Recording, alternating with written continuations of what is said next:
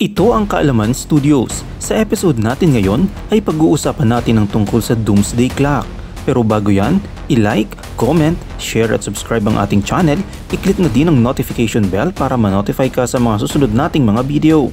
Isang nakababahalang balita ang inilabas kamakailan. Mas malapit na tayo sa pagkawasak ng mundo kaysa kailanman. Ayon sa Doomsday Clock, nasa 89 seconds na lang tayo bago sumapit ang hating gabi, ang simbolo ng global catastrophe. Ano ang ibig sabihin nito? Bakit ito nangyayari?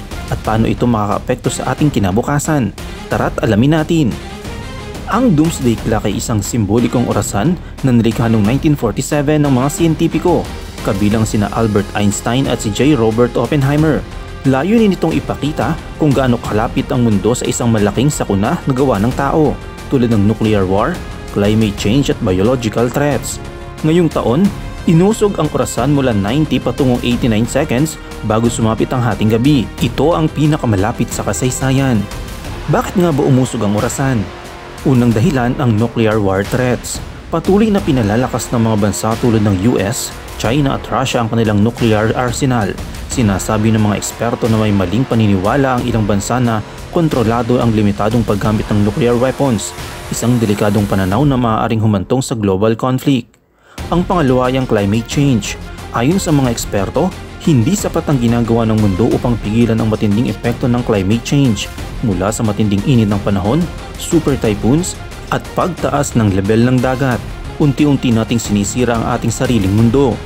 At ang pangatlo ay ang biological threats at AI risk. Habang umuunlad ang artificial intelligence, may pangamba rin ang kung paano ito gagamitin.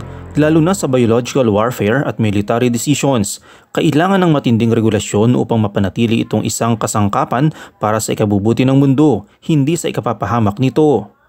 Ayon sa Bulletin of Atomic Scientists, hindi pa huli ang lahat. Ang layunin ng Doomsday Clock ay hindi upang takutin tayo, kundi upang paalalahanan tayo na may magagawa pa tayo. Ano nga ba ang mga hakbang na pwedeng gawin?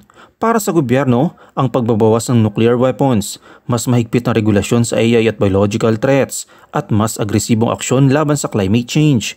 Para naman sa mga tao, ang pagiging mas mulat sa mga issue, pagsuporta sa mga hakbang para sa kapayapaan at sustainability, paggamit ng ating boses upang ipanawagan ang mga epektibong solusyon. Ang Doomsday Clock ay isang babala, pero nasa kamay natin kung paano natin naharapin ang hamong ito.